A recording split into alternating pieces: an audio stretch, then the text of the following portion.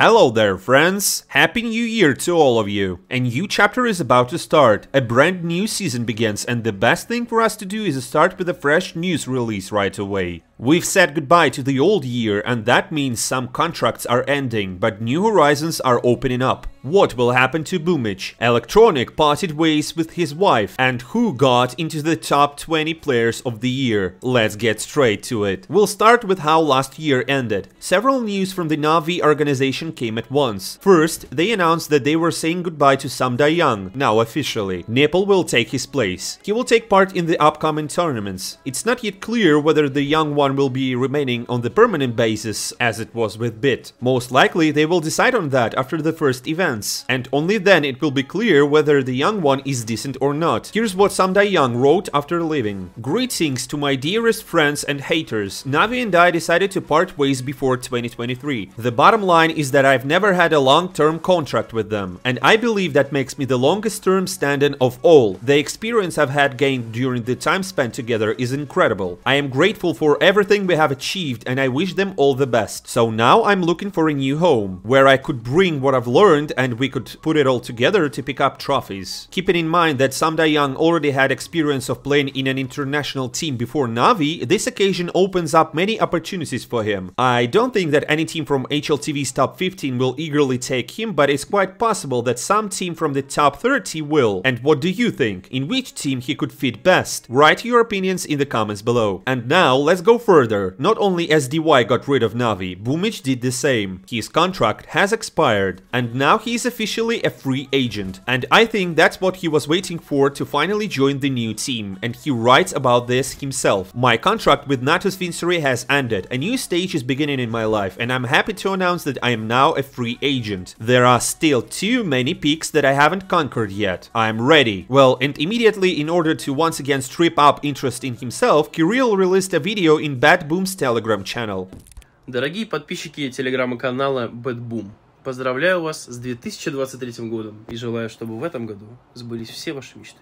I think the announcement is just around the corner and it will be very epic. But still, even this was not the end of the news from Navi. It turns out that Electronic split up with his wife. She wrote about it herself. We are entering this new year with my beloved daughter together as a family. We broke up with Dennis. Everyone has their own way. The community is now discussing various theories, one being about Electronic moving away from Russia at last, as Navi has demanded, and the fans are suggesting that his family didn't share his path and didn't want to move anywhere, so they had to part ways. But again, these are all purely fan theories and nothing more. We are unlikely to find out soon what had really happened there. In any case, Electronic is about to enter a difficult year in the role of a captain, and at the moment, very few people perceive him on the same level as legends like Kerrigan, Cadian, and others. And so, HLTV also decided to sum up the results of the year. They will be presented on January 14th. In the meantime, the nominees for various awards have been announced, and since we've already started with the in-game leaders, the list of nominees consists of Kerrigan, Cadian, I have already mentioned those two, and Jame, of course. The best support will be chosen among Perfecto, Sush, and Nav. The best sniper, as expected, will be chosen among Simple, Shiro, and Zaivu. The best entry is either Nico, Yakinder, or Stavn. Either Exile, K-Serato, or Robs will become the best lurker. And finally, the best coach is Robin, Blade, or So, although there are several more nominations. We have the best newcomer, as well as the team, and so on. In general, there will be a lot of interesting awards on January 14th, but we will focus on the coach. A lot of people from the community had a question: why was Blade nominated for the best coach? For what merits? Here's what Yanko says. I am shocked that many consider Blade the best coach of 2022. He received an award from Esports Awards and entered the symbolic team from Blast. How is this possible? Why Blade? He was the best last year and could have stayed that way if Navi had the same successful year. Considering FaZe's achievements in 2022, Robin would be an obvious choice for the title of the best coach, right? Blade is known as a tactician and, I won't argue here, is more involved in his team's strategies. The problem is that the job of a coach implies more than that. A tactical coach is not what every team needs. Robin is a perfect fit for FaZe, as he is able to unite players from different cultures. Friends, and what do you think? Did Blade really deserve the award for the best coach of the year? Share your thoughts below. And now, let's talk reshuffles. First, there is some new information about Cloud9. As HLTV writes, the team has finally decided on Inters. Buster will become a new member of the team. It's not a new thing for my followers, is it? They just confirmed that the papers have been signed. Overdrive said the following. Of course, I think Habit insisted that they will take Buster. I do not know if it will be better or worse. We will see. From the point of view of the kill potential, Buster is stronger and he is cold-blooded. He is very tough in this regard. From the point of view of what Inters was doing, this enveloping support function, it looks more interesting. Buster will have to adapt to this role. Cloud9 as a whole has not changed anything. The team enters next year as a front runner. It will be interesting to see how the team shows itself in the next lineup. Overdrive also shed some light about the updated information on FaZe. Remember how he said that Rain would take a break for a few months and a Russian player will replace him? Now the info has changed.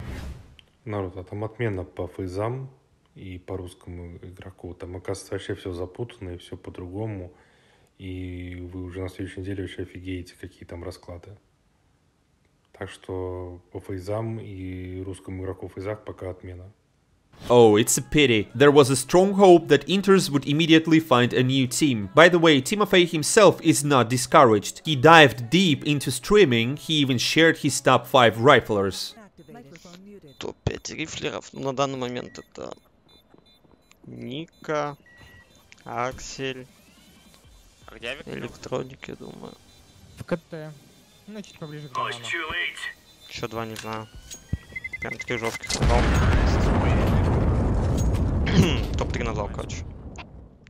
Some replacements are also planned in EG. According to rumors, Serk will no longer be the sniper of the team and Evil Geniuses will take Wiz in his place. And they don't even have to buy him out. He plays for EG Black. Now it's clear why they needed 15 players in the squad. And finally, while we're still on this topic, Nico, a former player of OG and Heroic, plans to return to the pro scene. He wrote about this on Twitter. It feels like the competition is growing. Plopsky remains currently without a team and we also have Config, SDY, and now Pseudo Nico returns. Just in time for the first major tournament of the season, we are likely to expect a bunch of exciting announcements. Speaking of the tournaments, everyone thought that we would start off with Katowice, but then Blast breaks in with its group stages on January 19th. Finally, esports will return to our screens. 12 teams, 10 game days. Counter-Strike is back. Well, friends, and that's all for today. Don't forget to subscribe to my channel in order not to miss any CSGO related news. And also, I have prepared a lot of cool things in the new season. Once again, I wish everyone a happy new year. See you soon.